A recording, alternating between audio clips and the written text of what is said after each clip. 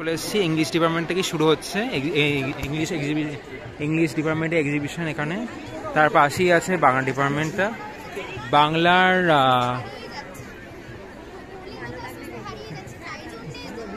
কারুশিল্প আছে, তারপরে আছে আরও ডিপার্টমেন্ট অফ ফিজিওলজি, বোটানি, তারপরে আছে জুলজি, পরপর আছে সব। তো আমরা চলে যাব ফিজিওলজিতে, দেখে আসি কি হয়েছে অ্যাকচুয়ালি।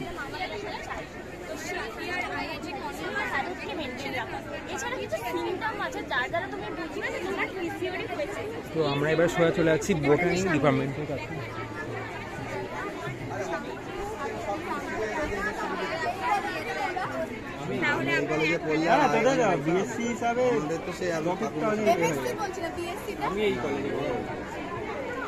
একমাত্র